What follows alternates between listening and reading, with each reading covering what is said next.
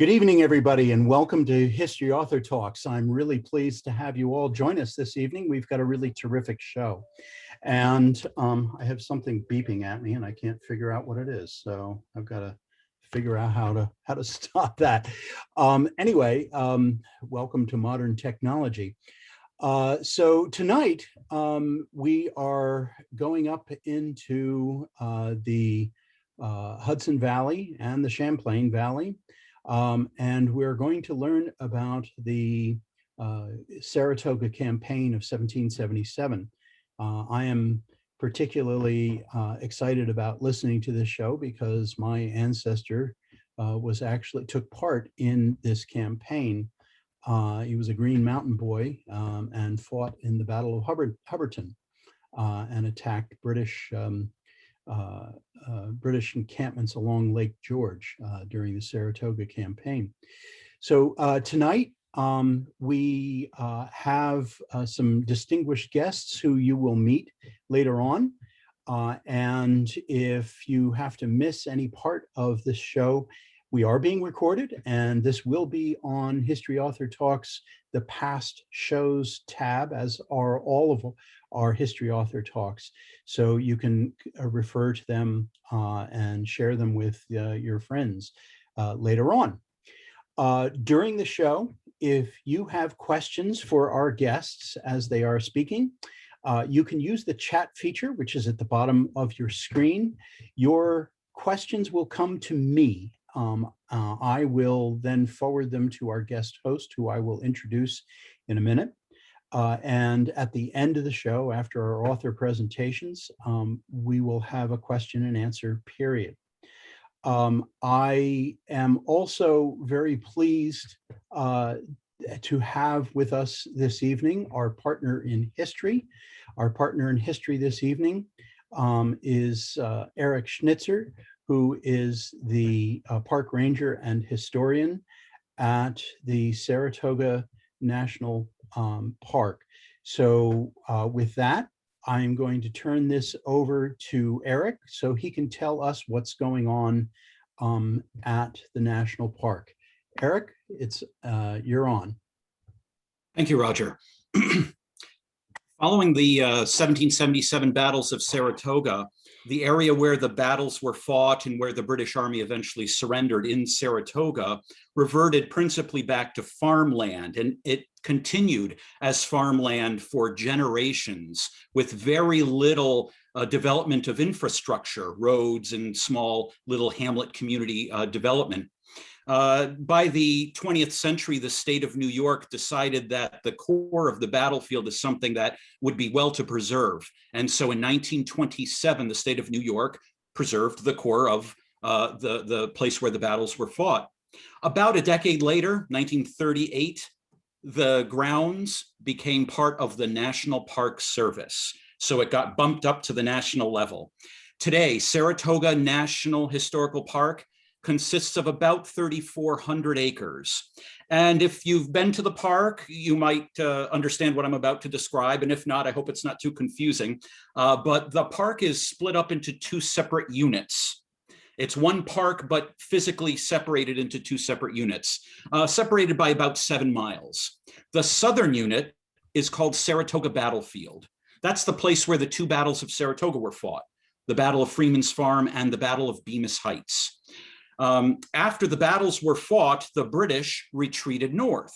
They got to Saratoga, which is now called Schuylerville, and that's our northern unit, Schuylerville.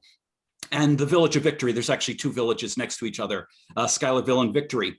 But in the northern unit, we have the home of Philip Schuyler, a general officer in the Revolutionary War, who was not a general at the battles of Saratoga. I mean, he was a general, but he wasn't actually on duty. He was dismissed from command, but he was present at the surrender. And he also checked out his smoldering estate up there because the British had burnt the place down just before they surrendered. So Philip Schuyler had the place rebuilt immediately following Burgoyne's surrender. So we have that November 1777 house up there in the northern unit. We also have the Saratoga Monument which was a centennial structure built to commemorate General Burgoyne's surrender and the entire Northern Campaign of 1777. We have Victory Woods, which is the place where the siege of Saratoga occurred, which is the multi-day military events that led up to Burgoyne's ultimate surrender in Saratoga. And finally, and brand spanking new, as of literally this month of this year, we have the Saratoga Surrender Site. This is the place, if you've seen, I think everybody has, John Trumbull's painting of the surrender at Saratoga, where General Burgoyne is handing his sword over to General Gates. Gates is about to give it back to him. That location where that event happened is actually now part of Saratoga National Historical Park. So the park this year, because of COVID and because of various construction projects, unfortunately, our visitor center will not be open anytime soon. We do not have an opening date yet this year. Saratoga Monument and Schuyler House will also be closed indefinitely due to COVID-19 and some other personnel issues. But we will have a visitor contact station so that any visitor who comes to the park will be able to interact with park staff, learn about the battles of Saratoga, get information, and certainly the grounds of Saratoga Battlefield are open. If I may quickly make one plug for a selling point, on our Facebook page, Saratoga National Historical Park, every Wednesday morning we post something we call In Memoriam, which is in a way an obituary for a select American soldier or officer who died as a result of the battles of Saratoga. Typically, when we read history books or write them, we talk about generals and colonels and the casualties they may have had. And certainly that's all very important and relevant, but you know, every soldier had a name too. And so every Wednesday morning on our Facebook page, we release a short biography of an American who died as a result of the battles of Saratoga. Very moving stuff. That's terrific. Well, I thank you, Eric. And one of the things that I would also like to mention about Eric is that Eric is also the author of the book, Don Troiani's Campaign to Saratoga, 1777. This is absolutely a beautiful book. I don't know if you can see it where I'm holding it up, but it is included in the list of books that I have on my my link for bookshop.org, which I will be sending to everybody using the chat feature. So you will get a link that says bookshop.org, and that has for sale the copies of Eric's book and also the books of not only our two guests, but also our guest host. And before I turn it over to our guest host, I also would like to just take a minute to talk about the Friends of the Saratoga Battlefield. I think that it's always important to recognize the volunteers who support our historic sites. The Friends of Saratoga Battlefield is a volunteer organization dedicated to support the mission of the Saratoga National Historic Park. They are a 501c3 incorporated by the Regents of the University of the State of New York, with a mission to stimulate interest in history of the park and to be an advocate on behalf of the park and to generate appreciation of its history and its heritage. Excuse me, I just need to let in a few folks into the Zoom. The Friends of Saratoga Battlefield has 220 members and is managed by a 10-member board of directors. They were instrumental in raising funds for the surrender site that Eric was just telling us about. And they also have a number of activities, their annual 4th of July swearing in ceremonies for new citizens, the I Love My Park Day, and the annual volunteer appreciation event, along with a newsletter, a regular newsletter. and guided tours.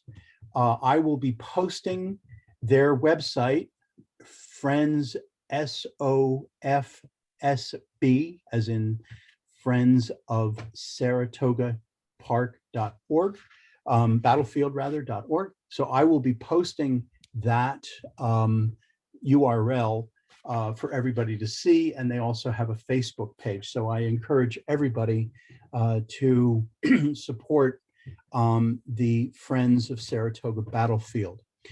Now, I'd like to introduce our guest host. Jack Kelly is a historian and has also published 5 novels. His book, Band of Giants, The Amateur Soldiers Who Won America's Independence, won the DAR History Medal. His new book, in stores in 2 weeks, is called VALCOUR, the 1776 campaign that saved the cause of liberty. And it tells the often neglected story of the critical Northern campaign of that year, 1776. You can find out more at his website, jackkellybooks.com. And you also will be able to hear Jack make a presentation on his book, which is coming up on April 27th. So you'll be able to register for that upcoming show when Jack will actually be a guest.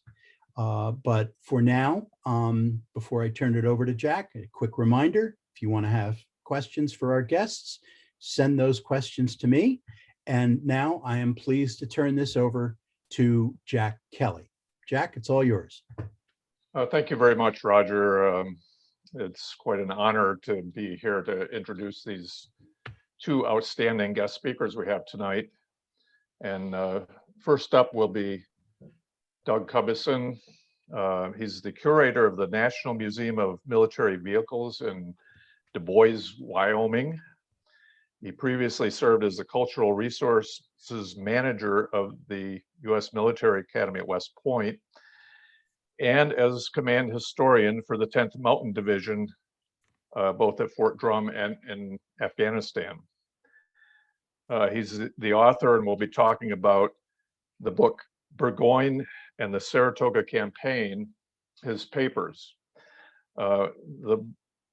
Of his 6 books, the one that I'm a little bit more familiar with, since it's been my Bible for the last 2 years when I've been writing about VALCOUR Island, is called The American Northern Theater Army in 1776. And it's a very detailed and wonderful documentation of what went on during that summer. So Doug, it's all yours. Hey, thank you very much, Jack. I don't have any fancy PowerPoint program. I'm just going to talk to you from Du Bois, Wyoming, my museum office here. And the time frame I really want to focus on is from July 8th to September 13th, 1777. And this is the time frame that, quite frankly, Burgoyne loses the campaign. Militarily, tactically, in terms of warfare and combat, it's not really very exciting. The only combat action is the Battle of Bennington, which is, quite frankly, really a minor sideshow. There's no fixed battles, no fancy sieges. The artillery hardly even gets fired during this time frame. But it is this time frame that Burgoyne loses the campaign. And the primary activities during this period are logistics and transportation.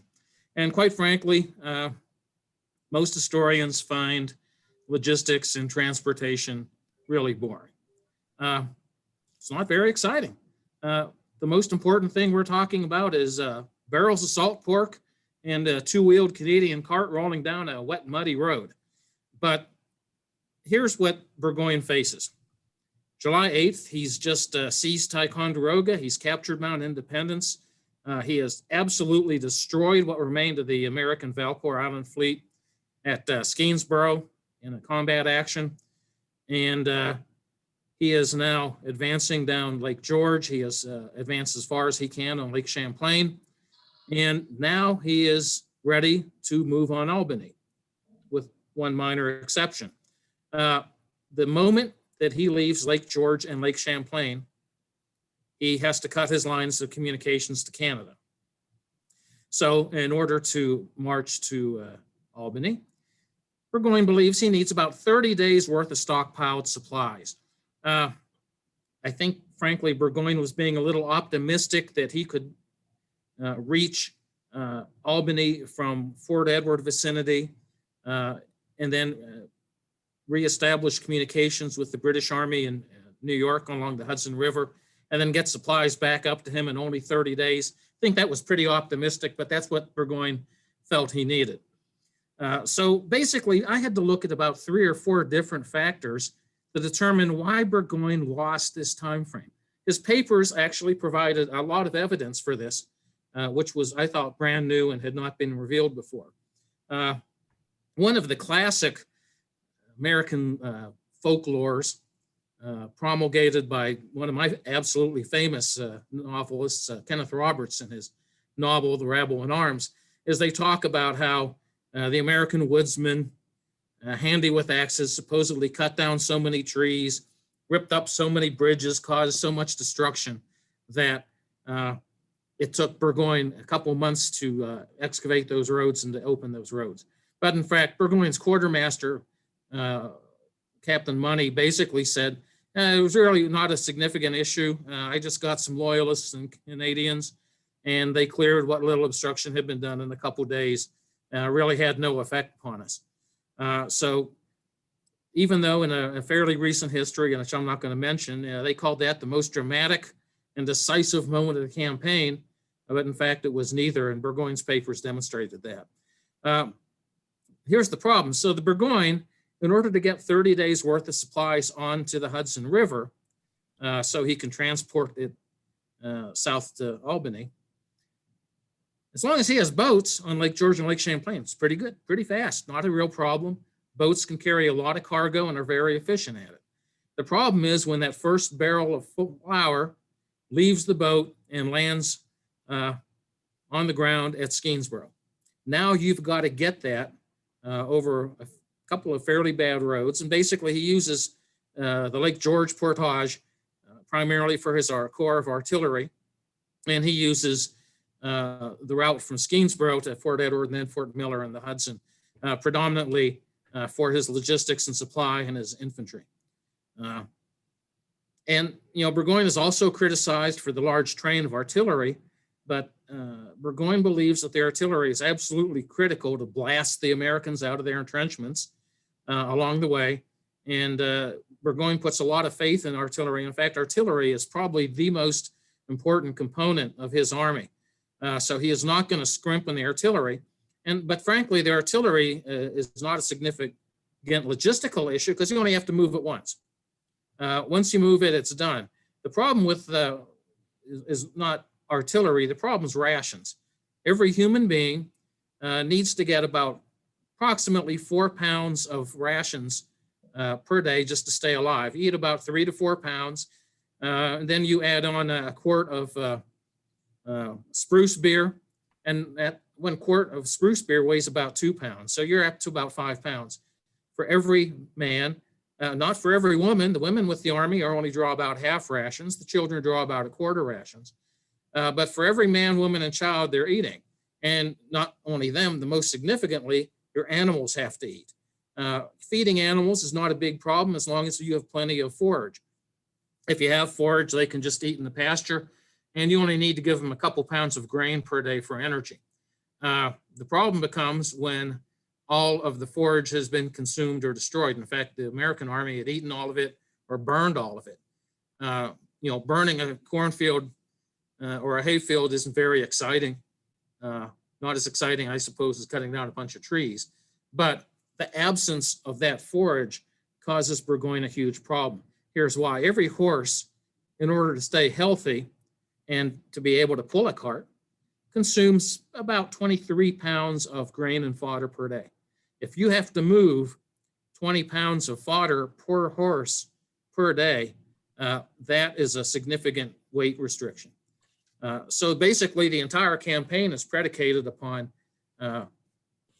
Burgoyne needs 30 days worth of rations, approximately 5 pounds per man. You can do the mathematic based on the strength computations in the papers. It's actually a pretty significant effort. And Burgoyne had problems getting carts. He used primarily Canadian two-wheeled carts. He had problems getting animals. Those darned Americans in that 1776, 1775 invasion of Canada had used up a bunch of animals. And again, Burgoyne inexplicably had not put a lot of emphasis on the period past Ticonderoga. Burgoyne's paper suggests that it was kind of like, well, once I get Ticonderoga, I whoop the Americans and I'm going to win. And it'll be a cakewalk from there to Albany and I've won the campaign. Well, problem was it didn't quite turn out that way.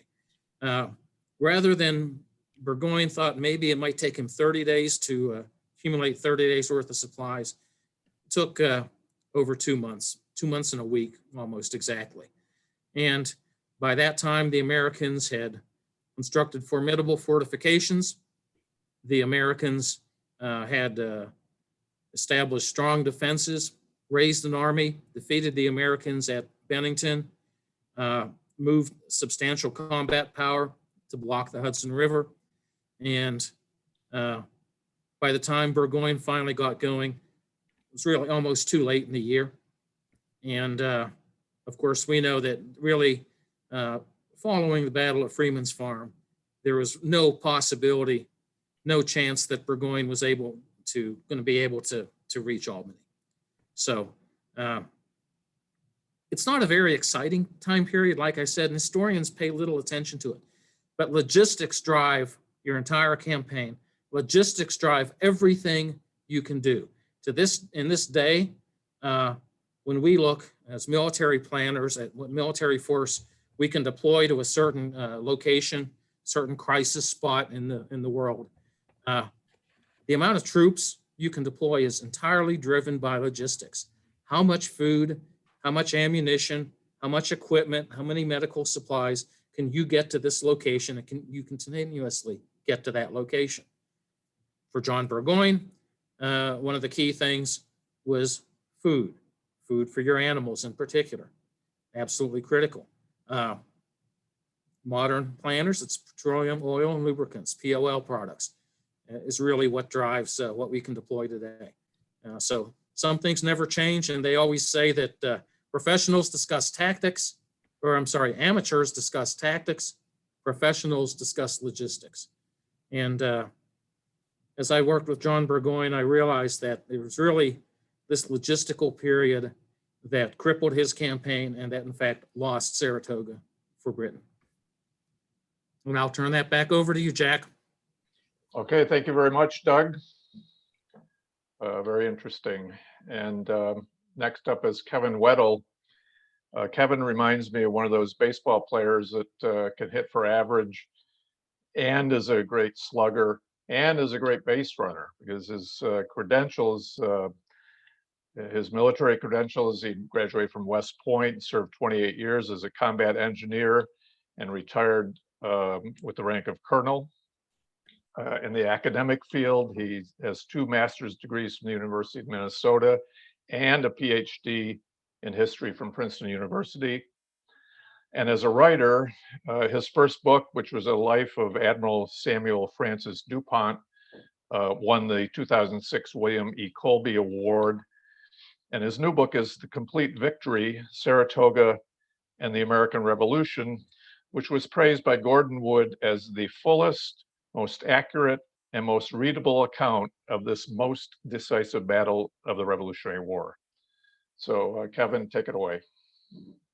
Thanks, Jack. I'm going to share my screen here. Unlike Doug, I do have a couple PowerPoint slides, but not too many, so hopefully it won't bog folks down here. Okay, so anyway, thanks, Jack, for that nice introduction, and thanks to Roger for inviting me to join this august company for tonight's event.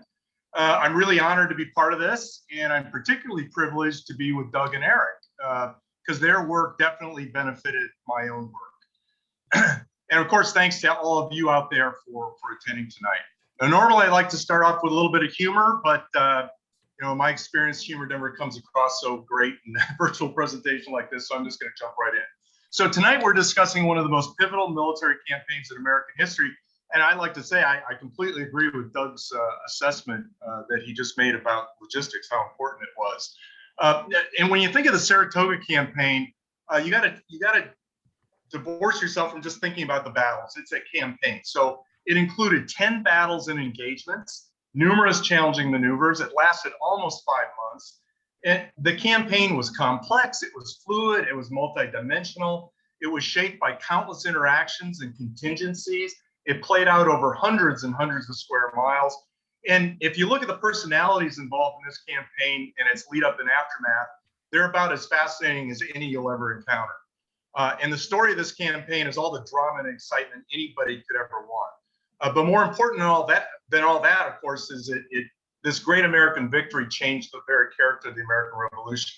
So my book on Saratoga, The Complete Victory, Saratoga and the American Revolution, here's a little product placement, examines the campaign and at least I tried to do this, in all of its political, strategic, and military complexity. And so what I try to do is dissect the strategy and decision-making and leadership of the key leaders on both sides. Now, how I came to write about the Saratoga campaign goes way, way back. I first became interested in the American Revolution as a cadet at West Point.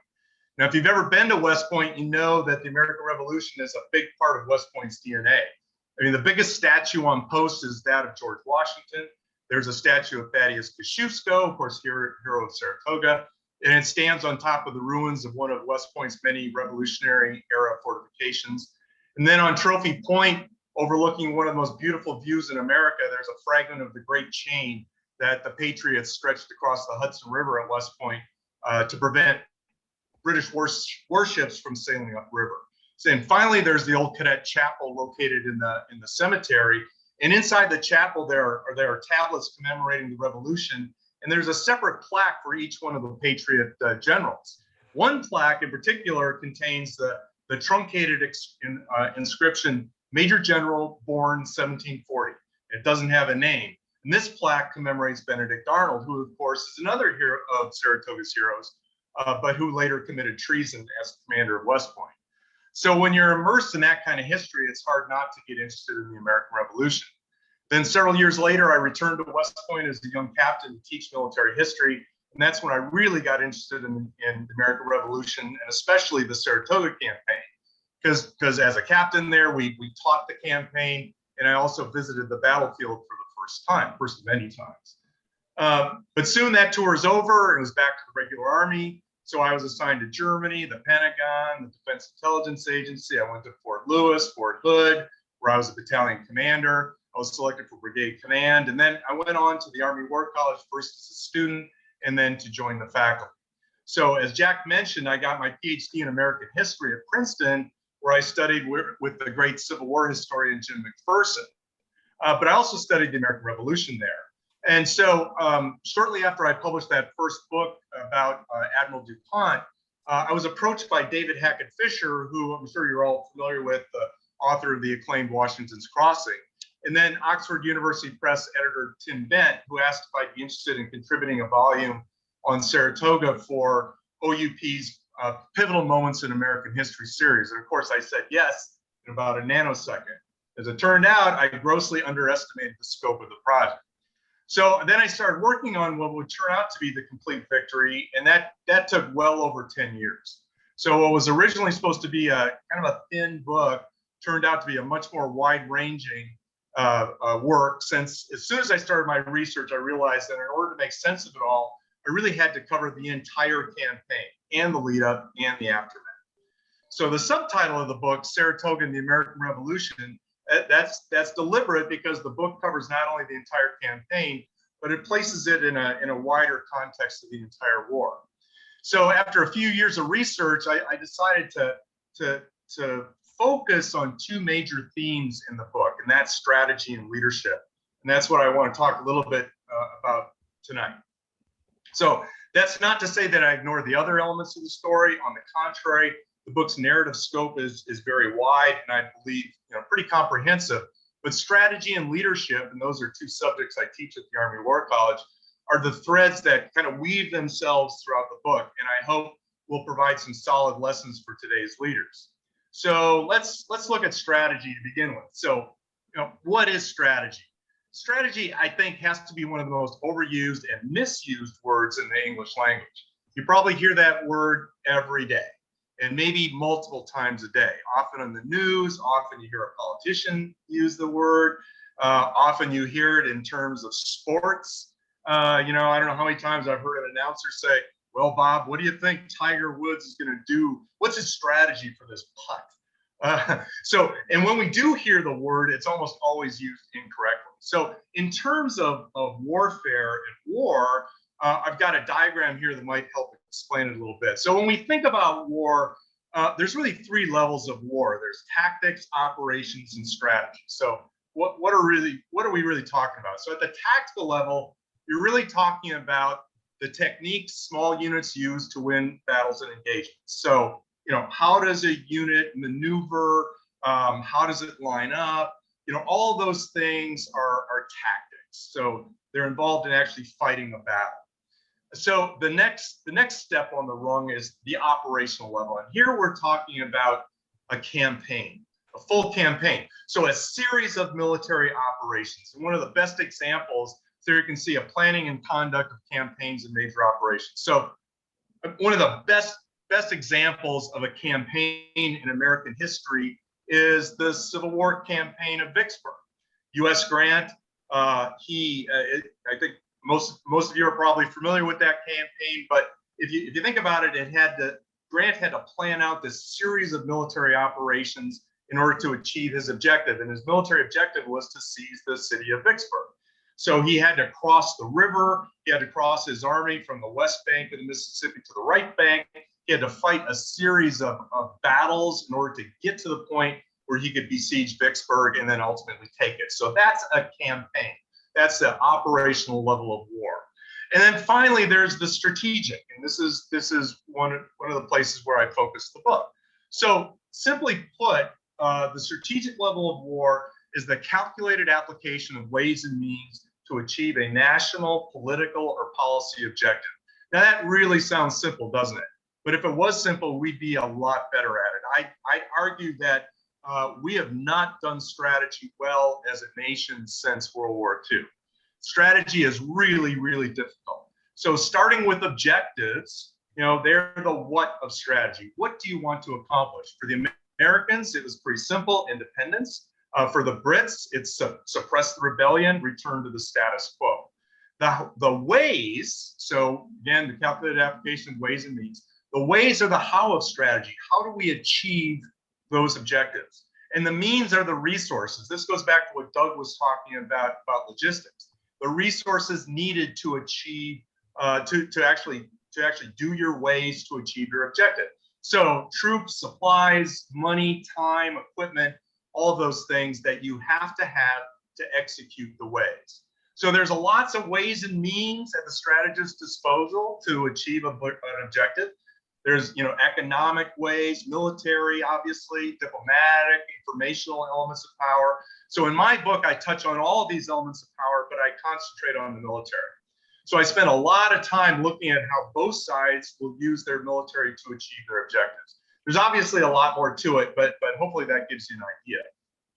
Now, this yellow box illustrates the book's really central focus, I think. I don't ignore the tactical level of war, of course. I talk about all the battles and engagements. And I think I've got extensive experience leading battlefield tours and staff rides in the US and Europe. And I think that it's benefited me, and also, of course, my military experience has benefited me when I talk about the tactical narratives and the terrain descriptions and things like that. So all the major battles and engagements are covered in detail, but the overall emphasis of the book is at a little bit higher level, and that's at that operational and strategic level. So, I talk about the British military strategy leading up to 1777.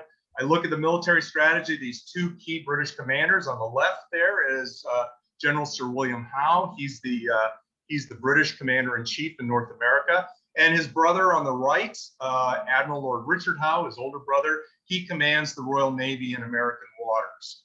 So these two brothers are really kind of running British strategy up until 1777.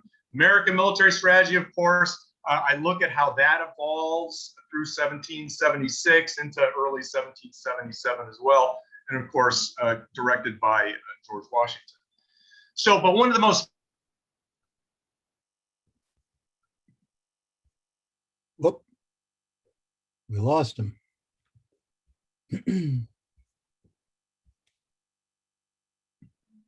fascinating, I think, things about the Saratoga campaign.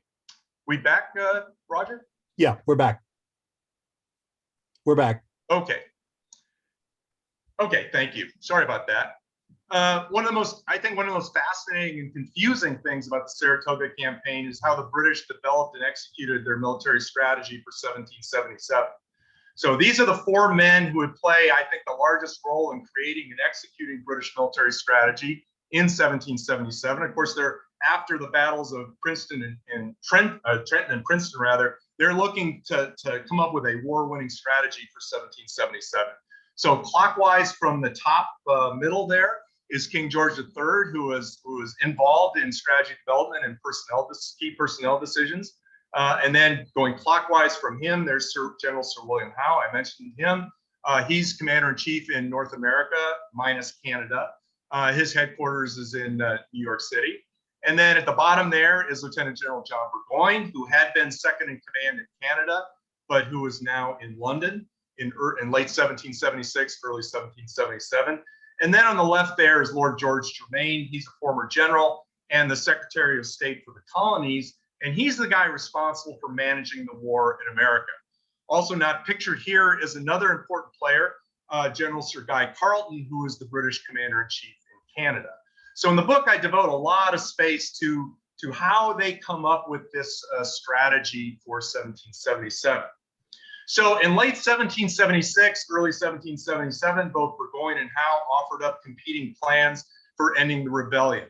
And I think you're all familiar, but just to simplify, Burgoyne's plan is this very imaginative, kind of complex plan that calls for 3 converging columns, one coming down from Canada along the Lake Champlain, Lake George, Hudson River corridor to Albany, another column coming down the Mohawk River towards Albany, and another one coming up the Hudson River, all converging at Albany to split the rebellious colonies in half. General Howe, who remember is in New York, he's the commander-in-chief. He wants to take his main army stationed in New York to Philadelphia, where he hopes to seize the seat of the rebel Congress and hopefully lure out Washington's army and destroy it and the rebellion. So it's ultimately up to Germain to reconcile these two plans and to issue guidance that'll give the British arms the best chance for success in 1777. Now, you're not going to, I don't have time and I don't want to give everything away, but what should have been a coordinated, comprehensive strategy with clearly defined and decisive objectives ended up being a muddled, totally uncoordinated combination of 2 strategies. And when you think about strategies and operations and the conduct of military operations, everything that happens in this campaign will flow from this strategy, this faulty strategy. There's a saying in military circles that even the best tactics can't rescue a bad strategy. In the interest of time, and because I want to read the book, I'm not going to give away this dramatic and in some ways tragic story, except to say that the British strategy for 1777 was seriously flawed. So let's move on to leadership. This is the second major theme of the book. So I'd argue that at the colonel level and below, both the British and their allies and the Americans were blessed with really pretty good leaders. It was at the senior level where the Americans, I think, ultimately will best their opponents. So in this book, I look hard at the leadership of both sides. Senior level leadership requires different skills than leadership at the lower level. And I pay particularly close attention to key decision-making and relationships between the senior leaders. Now, if there's one thing I've learned through personal experience from almost 30 years on active duty and while teaching colonels at the Army War College, is that at the senior level, and perhaps the most important thing a leader can do is build and maintain good relationships with superiors, subordinates, and peers. Now, we like to say on day one at the War College that relationships are everything. And as you get higher up that greasy pole of any organization, these relationships become more and more critical. And of course, central to the Saratoga story are this trio here. The 2 American commanders of the Northern Army, Major General Philip Schuyler on the left, and Horatio Gates on the right. And of course, they face John Burgoyne. Now, as I said earlier, even the best tactics can't save a bad strategy. But even a bad strategy vigorously executed has a chance to at least produce some positive results. But unfortunately for the British, General Burgoyne was not the right guy to do that. Now, you know, I'm a huge Anglophile, and I think that helped me to be even-handed in my assessments of Burgoyne and the other British leaders, along with their American counterparts. And as a career military guy, I could empathize with all of them as they face some really daunting challenges. Also, the commanders-in-chief, I look hard at these two commanders-in-chief, Washington on the left, and of course, Howe on the right. And of course, they play central roles in the Saratoga campaign. I look at two of my favorite stories in the whole campaign is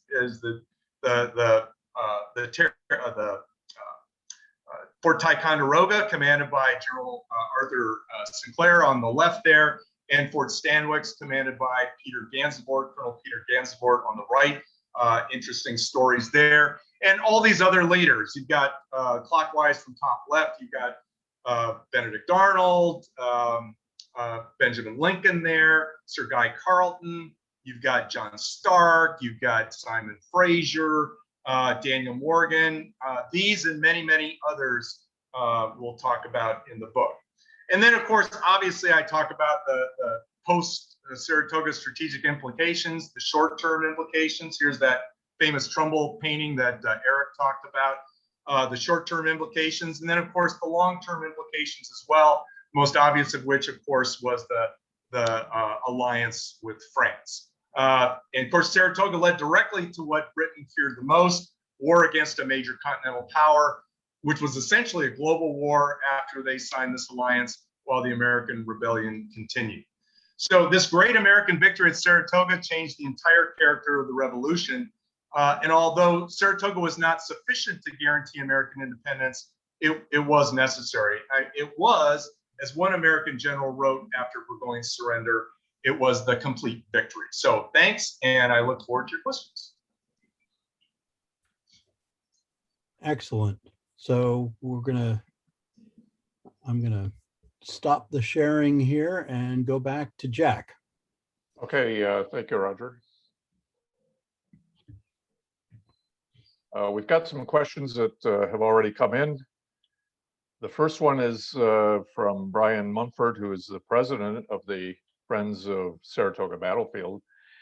And I think this is probably in the wheelhouse of Doug.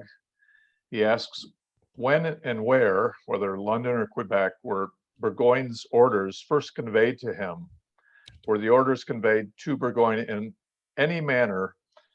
Then Carleton discussing with Burgoyne the contents of Germain's March 26 letter to Carleton, which he received on May 6. Well, it's actually that is actually a fairly convoluted question.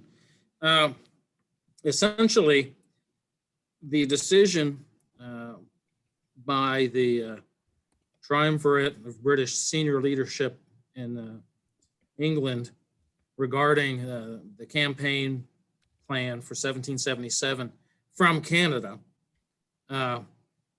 regarded sending a column from Canada south along the Lake Champlain, then Hudson River route to seize Albany, and then, of course, establish communications with the British Army in New York City. That actually campaign had already been formulated really in two different places. In London, that had been formulated in 1776, and the decision was for Carleton, who was an exemplary governor of Canada and was intimately familiar with Canada, to basically stay in Canada and rebuild it after the mess the Americans had made of it with their 1775 and 1776 Northern Theater campaign. And then Burgoyne would lead the British Army south out of Canada towards Albany. That decision was made in London in 1776, put on a dispatch sent to Quebec, and runs into adverse weather, early ice, and doesn't make it to Quebec until May 1777, when Burgoyne finally delivers it. At the same time, Carleton in Canada obviously envisioned, I guess we could call it a counterattack, strategic counterattack from Canada, again, down the Lake Champlain corridor, then across the heights of land between Lake Champlain and the Hudson River, and then follow the Hudson River down south. Carleton had envisioned such a campaign and has actually developed his own views of that campaign, which Burgoyne basically totally and absolutely endorsed. And then Burgoyne, following the 76 campaign, is in poor health. He's given permission to return to London for the winter to recover his health, take the curate bath, because of course that's what gentlemen do. Burgoyne returns to London with Carleton's plans for the campaign, which basically coincide very nicely with the London plans, with one minor exception, which is that Carleton will not lead the expedition, but it will be Burgoyne. Okay. Anything to add on that, Kevin? No, that's a good rundown. Yeah, no, I don't have anything to add to that. Okay, we have a question from Stephen Jones in Tampa, Florida. And I think, Kevin, this might be for you, is from a strategic perspective, would it have been made more sense for Howe to try to link up with Burgoyne in an attempt to cut off New England with a pincher movement, instead of Howe going south to conduct the largely successful Philadelphia campaign in the summer of '77? Yeah, well, I think, I really think that Howe, of the two, and actually Eric and Doug may disagree with me here, but I think of the different competing strategies, that Howe's actually made more sense. Howe recognized by the time that he presents several different options from the late 1776 to early 1777, ultimately settling on moving his army by sea up the Chesapeake Bay, and then go after Philadelphia from the south. But I think he had recognized by that time that the center of gravity of the American Revolution wasn't necessarily the New England colonies. It was Washington and his army. And I think he thought that the only way that he was going to be able to lure Washington and his army into a decisive battle was to go against Philadelphia and lure him out. Hopefully, Washington would have to defend the city, and he'd be able to get his decisive victory. So, of the two competing strategies, I think the one that actually makes most sense is Howe's. And what probably should have happened is they probably should have moved Burgoyne's armies by sea, since they had complete control of the sea, of course, to link up with Howe, and he'd have this nice large army that he could go and finally chase Washington to ground. But of course, that doesn't happen. But I really think he's got the better idea of the two. And that's just my assessment. But you got to remember that Howe is receiving these contradictory messages from London. They approve his plan to go against Philadelphia, with the caveat that once he finishes going after Philadelphia, that he would then turn and go help Burgoyne, which to me is a total misunderstanding of what it takes to actually conduct a campaign in North America, at the distances and everything else. And of course, it takes a while, because of contrary winds, for Howe to actually move his army by sea. So, a lot of things are going to happen, but and then you have to also remember that Howe is the commander in chief. And so when he gets word from Germain that, the king and I have approved your plan to go against Philadelphia, well, he's going to do his plan. He's going to execute his plan. So there's a lot, there's all of these competing and confusing messages, that contradictory messages that are coming back and forth. I use one appendix of my book is this matrix where I try to make sense of all of these meetings and letters and where they crossed and when they were sent and when they were received. And if you connect all the dots, you can see how confusing it became and how tough it was to try to micromanage strategy from 3,000 miles away when you've got, you know, 3 of the decision makers sitting there in London. You've got the King, you've got Germain, and you've got Burgoyne. And then you've got 2 of the other decision makers sitting 3,000 miles away, Howe in New York City, and of course, Carleton up there in Canada. And with 3,000 miles away, sometimes it takes up to 2 months, sometimes more, to have an exchange of messages. So it just got very convoluted and very, muddled. As I use the word muddled, I think it's a good one. So I mean, that was the big problem. When you're trying to micromanage strategy from London, when you're 3,000 miles away and it takes a message 2 months or more to have an exchange of messages, you're going to end up with a bad strategy. And of course, that's what ends up happening. Okay, great. And if I can jump in here, you know, I actually both agree and disagree with Kevin. You know, I agree with him completely. And the center of gravity was Washington's Continental Army, and frankly, George Washington himself. The problem is, if by Howe moving to Philadelphia, he basically is doomed already, because there's no way that he can decisively force Washington to combat, and if he defeats him, as he in fact did, that he can then basically destroy Washington or decisively defeat him. He can beat him, he can defeat him on the battlefield, but he can't defeat him operationally and strategically. The only way that Howe had an opportunity to do that was to move north from New York City. Washington could not have permitted the Hudson River to be severed or isolated, isolating New England from the middle colonies. That would have been catastrophic to the American logistical capability of managing and continuing the warfare. So if Burgoyne's moving south, and let's ignore St. Leger and the Mohawk, who cares? It's nowhere. But if Burgoyne is moving south, Howe is moving north, Washington is trapped between 2 converging forces. Washington cannot permit the Hudson River corridor to be severed or seized by the British Army. He has to fight. And now you have an opportunity to trap and completely destroy the Continental Army. That would have been a strategy of decisive defeat that would have enabled you to have an opportunity actually of defeating the American Revolution. Philadelphia simply does not offer that same opportunity.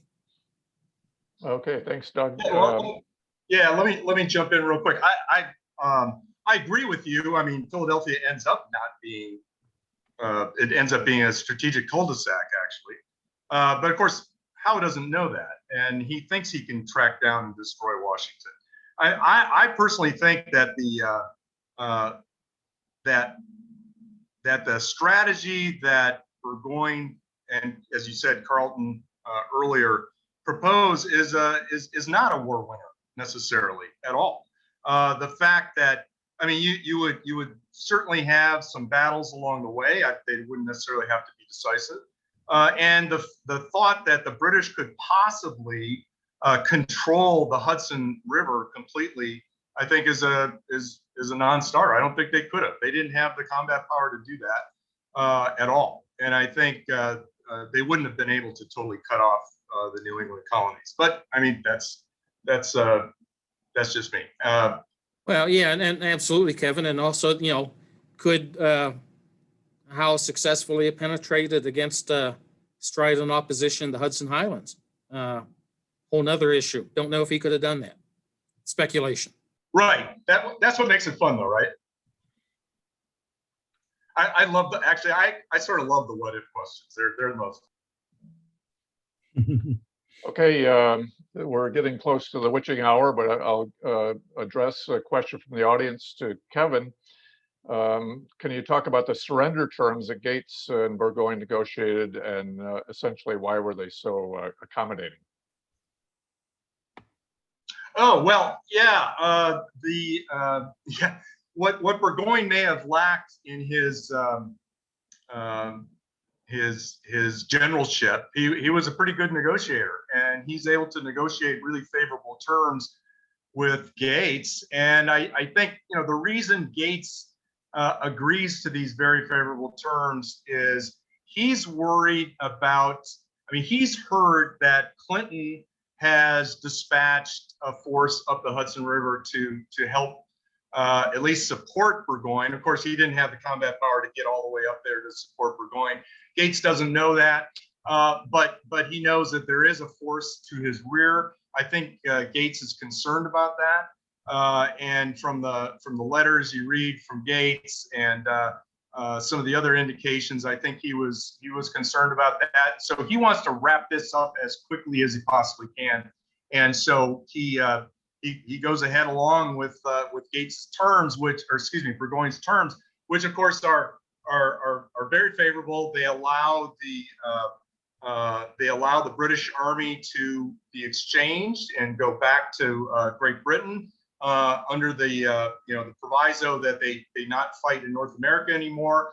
There's a lot of provisions of that agreement, but that's the big one. But of course, troops are fungible, right? So just like money. So the troops that go back to, if of course they never make it back to England, but the troops that make it back to England, they could easily be replaced by troops there who are already in England. So it's very, very favorable. But I think the reason why is Gates is very concerned about a potential British force coming up the Hudson to his rear, and he wants to just wrap this thing up and get on with it. And very shortly after he does wrap it up, and they conclude the surrender, and they send the British Army off to Boston to march to Boston. He then moves the army south to prepare to receive any British forces coming up the Hudson. I will absolutely agree with Kevin, and I'll just state that Horatio Gates attempting to intellectually engage one of the finest London playwrights was doomed from the very beginning. That's a great point, Doug. Good point. While you were talking, Doug, originally, someone asked a question. You referred to the Americans, meaning the Patriots, and they asked, weren't the Loyalists also Americans? Well, the Canadians would certainly agree.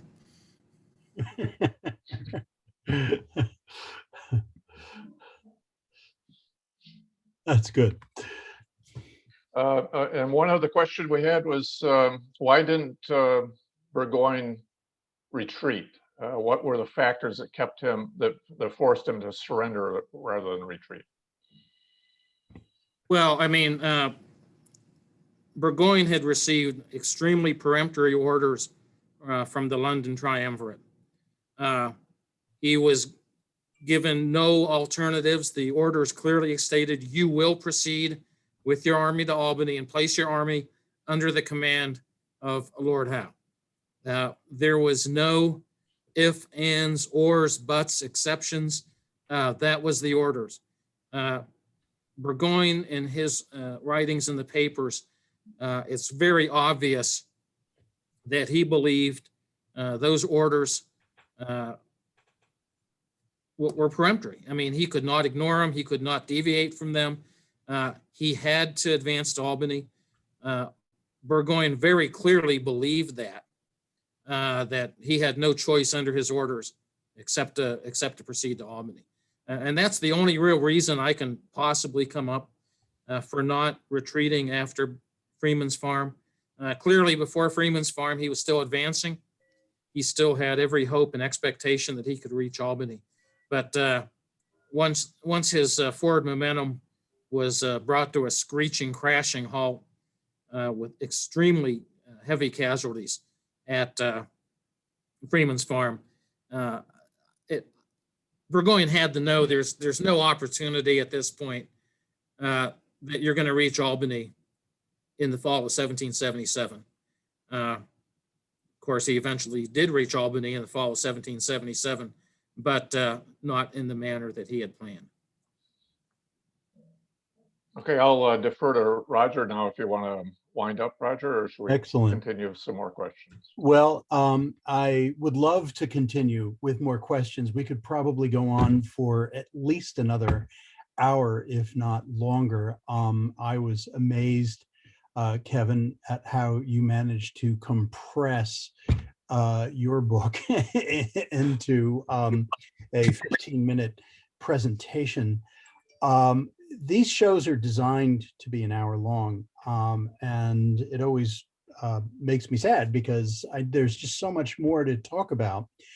I would like to very much thank Eric Schnitzer for coming on and telling us a little bit about the battlefield and the park. Sometime some evening, Eric will be joining us to talk a little bit more about his work and his book. I also want to thank Jack Kelly, who I mentioned at the beginning of the show. I'll repeat it now. Will be joining us on April 27th, where Jack will actually be a guest to tell us about his new book, VALCOUR, which was a remarkable battle that not a lot of people know about.